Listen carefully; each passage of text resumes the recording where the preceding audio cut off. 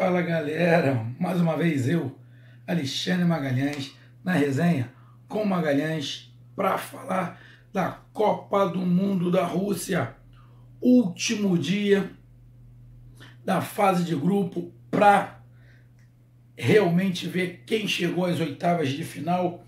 Hoje, dia 28/6, tivemos aí mais 8 jogos, mais 4 jogos, 2 no horário das 11 e 2 no horário das 3 da tarde, onde se definiram aí chaveamentos. Já sabemos quem o Brasil pode pegar se o Brasil for passando de chave, ver aí qual foi o lado que ficou mais forte, que na minha opinião ficou o lado onde a seleção brasileira está.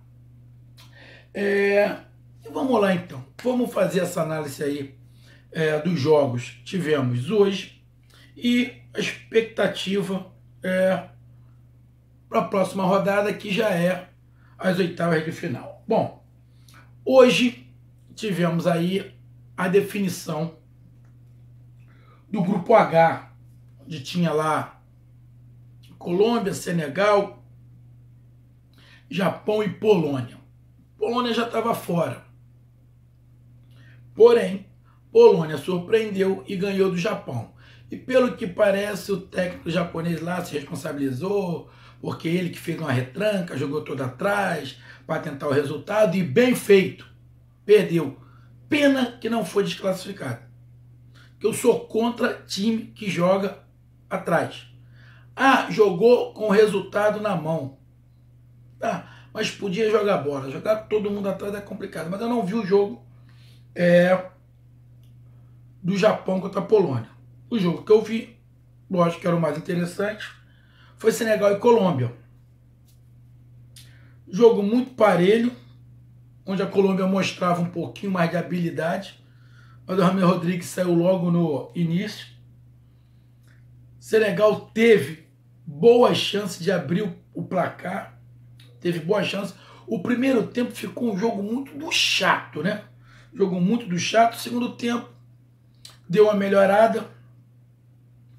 Quando estava empate, Colômbia e Senegal, Japão tomou um gol, Polônia fez um gol, estava se classificando Senegal e Colômbia, só que a Colômbia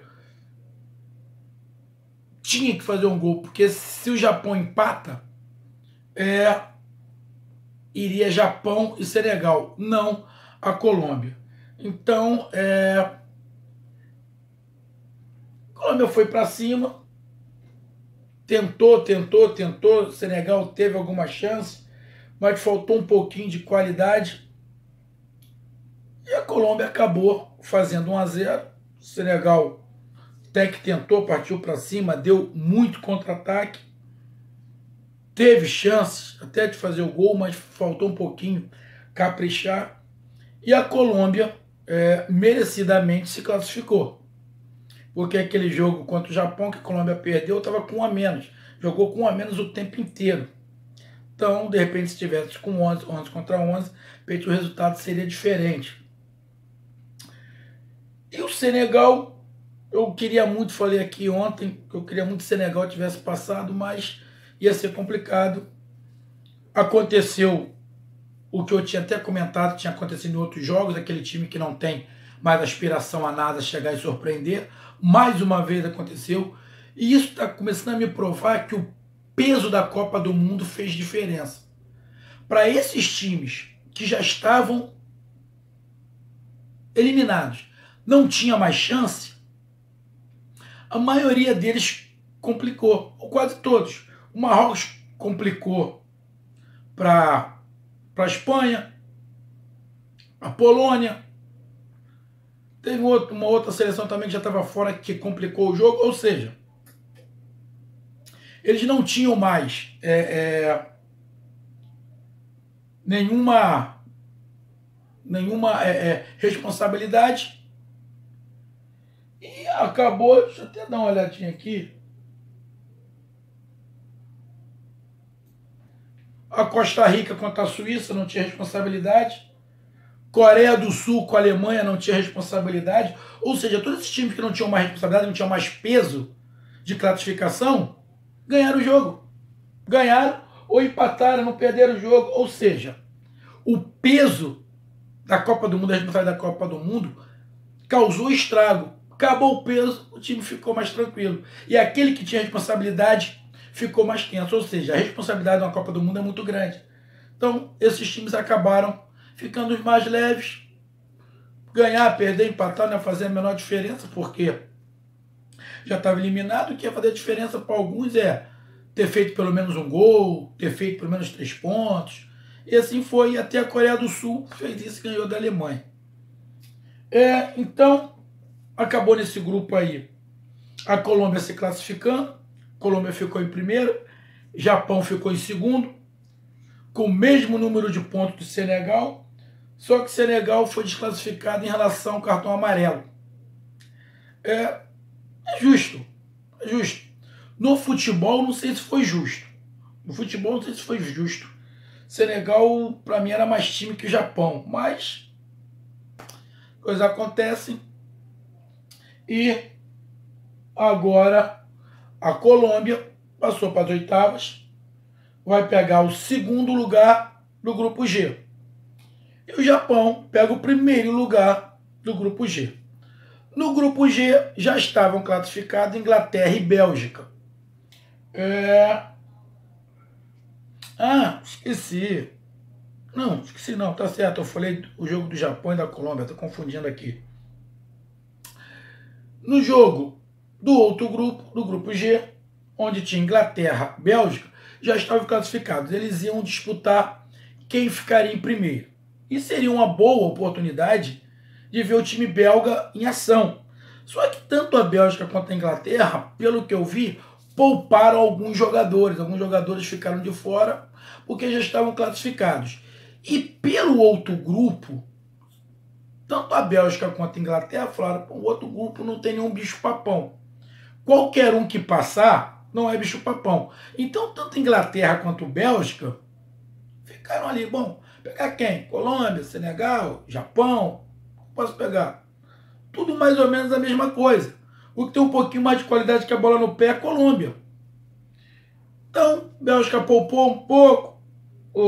A Inglaterra poupou também.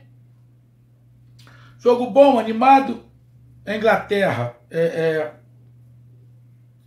dificultou muitas coisas para a Bélgica, mas faltou para a Inglaterra o que eu falei antes de começar a Copa. Faltou um pouquinho para a Inglaterra e experiência. O que tem a Bélgica? A Bélgica tem experiência. Já da outra Copa, tem experiência. E para mim se confirmou algumas coisas. Bom, primeiro, meus amigos aí que são apaixonados pela Bélgica. Ontem, acompanhando alguns programas, uma coisa bem interessante. Bélgica e Holanda era uma coisa só. As capitais de Bélgica e Holanda, do país Bélgica e do país Holanda, as capitais são distantes 200 quilômetros. Ou seja, é mais ou menos como, supomos aqui, do Rio. Rio das Ostras ao Rio de Janeiro. É mais ou menos essa distância. E o futebol é muito parecido, tanto da Holanda quanto da Bélgica. Só que a Holanda sempre se destacou um pouquinho mais. Nunca foi campeã, mas sempre se destacou um pouquinho mais. A Bélgica está indo por esse caminho.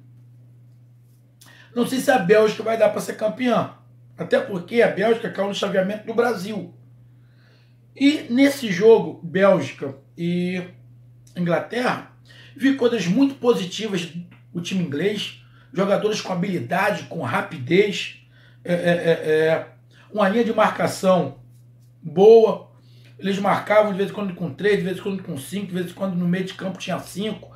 Ou seja, mas faltou um pouquinho de experiência. Mas é uma seleção que pode causar algum estrago, pode chegar às quartas de final. Até porque a Inglaterra pega a Colômbia. E a Colômbia mostrou uma certa fragilidade contra Senegal. Então, Inglaterra e Colômbia, a Inglaterra pode passar. Time sul-americano, mas a Inglaterra pode passar.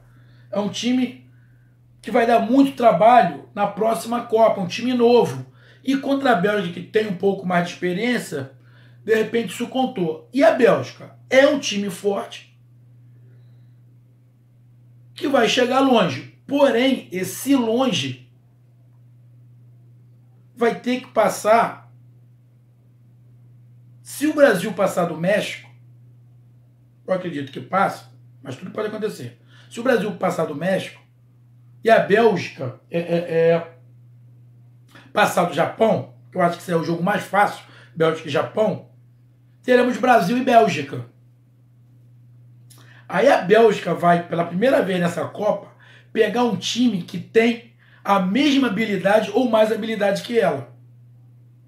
Sendo que, no jogo de hoje, quando a Inglaterra apertou a saída de bola da Bélgica, a Bélgica teve dificuldade para sair.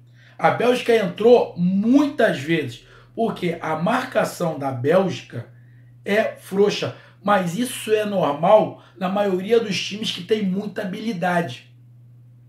Falta um jogador que pegue mais ali. Mas a Bélgica é um time muito forte, muito forte.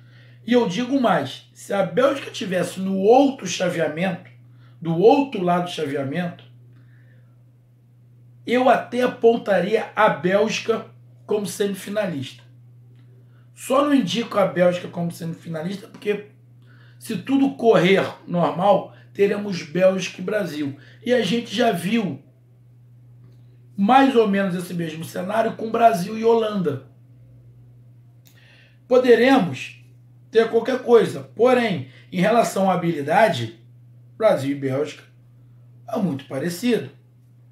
De repente, a Bélgica pode ter um ou outro jogador, de repente, ali no meio, com um pouquinho mais de habilidade do que o Casemiro e o Paulinho. Legal.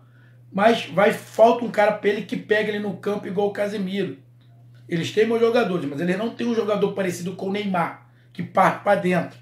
Tem jogadores que vão com velocidade, eles são muito toque de bola. De repente, eles têm até um pouco mais de toque de bola do que o Brasil. Só que o Brasil também gosta de trabalhar a bola e a Bélgica também. Vai ser um bom jogo. Então eu gostei do time da Bélgica. Só que a Bélgica mostrou para mim o que eu já estava imaginando. Ela tem uma fragilidade naquele espaço entre a defesa e os jogadores mais de marcação do meio. Tem uma fragilidade e tem uma fragilidade pelas jogadas pelas pontas. E como o Brasil ataca muito pelas pontas com o Neymar e com o William, eles podem ter trabalho caso enfrente o Brasil num confronto. Mas a Bélgica acabou ganhando da Inglaterra de 1-0, um gol, num bonito gol. Depois até teve um lance engraçado, o jogador belga chutou a bola, bateu na trás, bateu na cara dele, muito engraçado. E a Bélgica ganhou 1-0, um jogo merecido.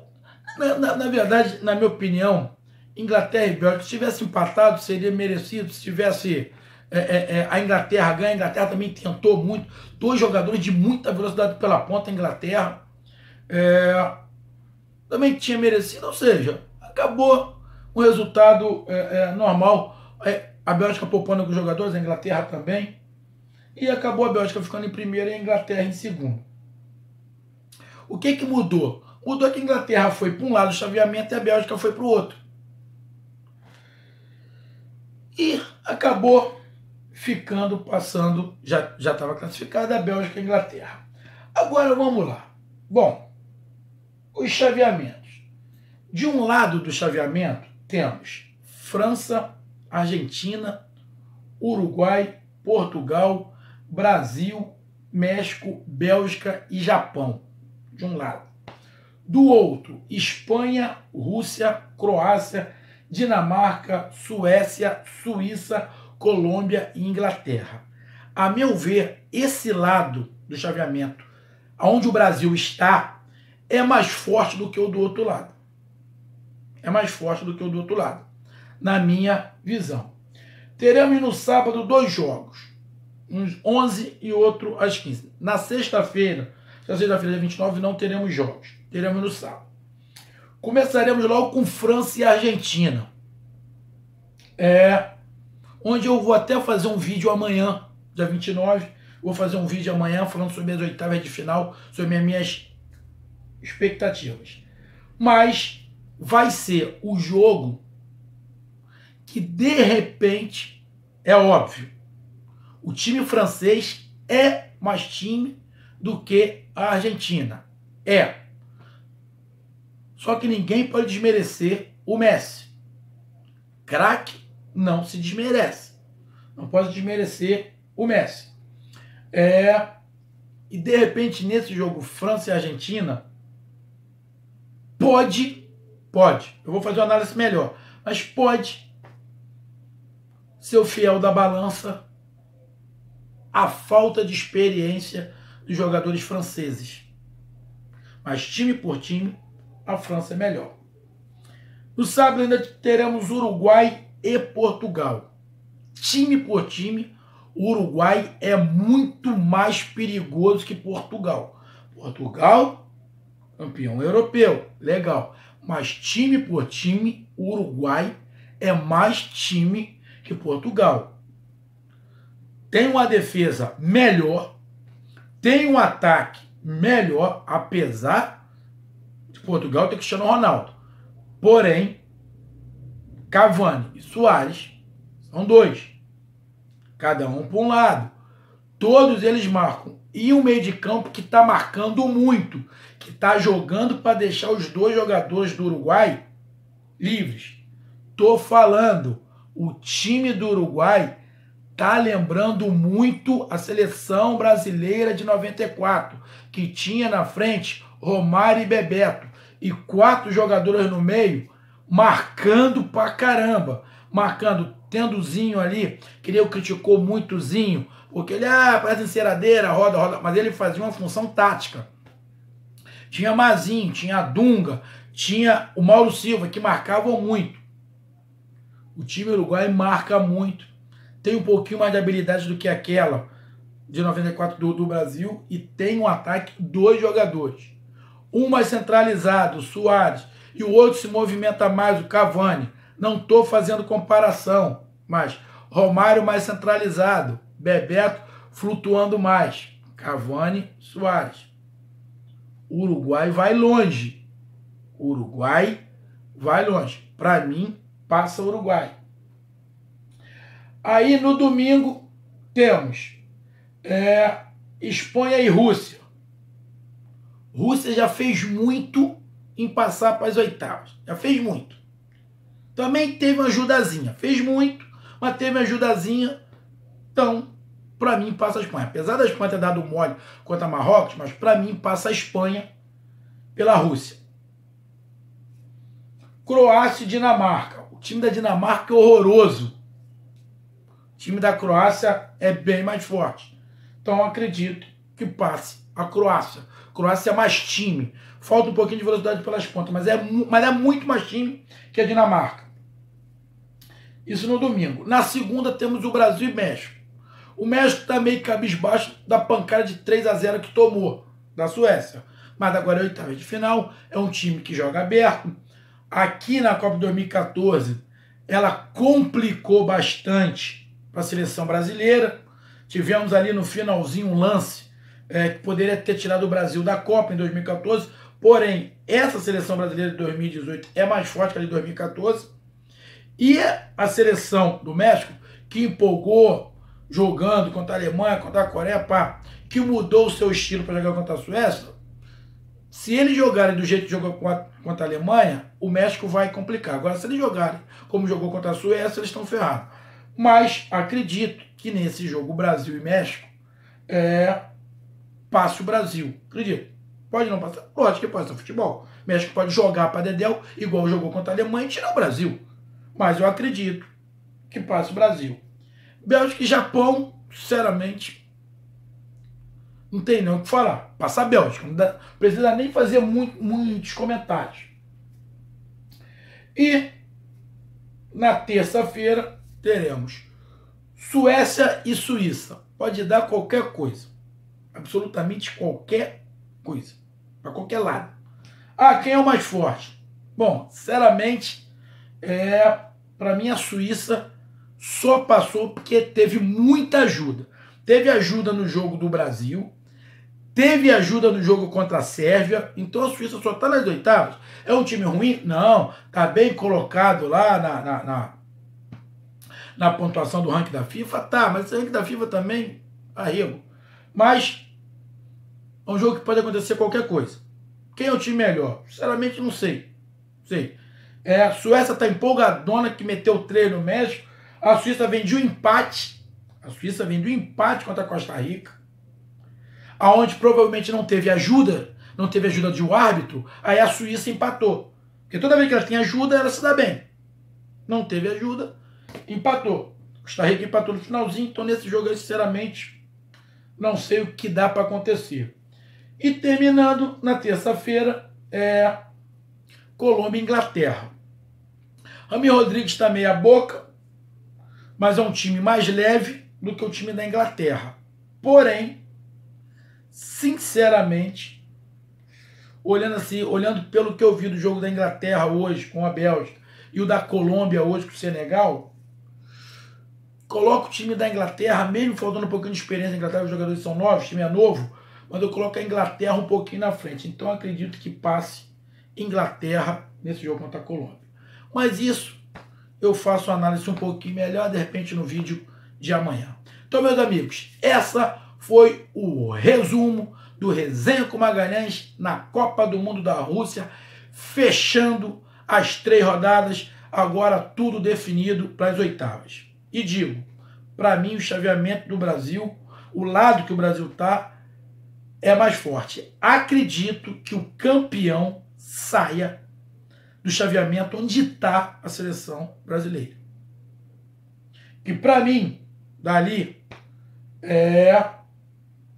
temos seleções que podem chegar muito longe. Bélgica, Brasil, Uruguai, esses 3. Ali a França e a Argentina colocam um pouquinho abaixo, mas podem crescer. Mas Uruguai, Brasil e Bélgica, o problema é que Brasil e Bélgica se enfrentam. E o Uruguai, passando, enfrenta alguém ali da chave de França e Argentina. Poderemos ter um clássico sul-americano, um Uruguai e Argentina. O Coro vai comer, seria maneiro. Tudo pode acontecer, tudo pode. Então, aqueles que estão empolgados com a Bélgica, se prepare. Bélgica passa pelo Japão. Poderemos ter um Brasil e Bélgica ali. Só lembrando, Bélgica lembra muito o time holandês. E o time holandês nunca ganhou a Copa. Já chegou à final 3 vezes e nunca ganhou. De repente a Bélgica consegue chegar à final. Mas para a Bélgica chegar à final, vai ter que passar pela seleção brasileira. E vai ser um jogo de habilidade. Mas primeiro, o Brasil tem que passar pelo México e a Bélgica tem que passar pelo Japão. Tudo pode acontecer. Até zebra. Então, vamos lá. Essa foi a minha análise. Resenha com Magalhães no Facebook, resenha com Magalhães.Brasil no Facebook. Resenha com Magalhães na Copa do Mundo rumo aos 1000. Dê seu like aí, ative aí a notificação no sininho e avante. Já estamos chegando em julho, daqui a pouco fica faltando apenas 14 dias para terminar a Copa.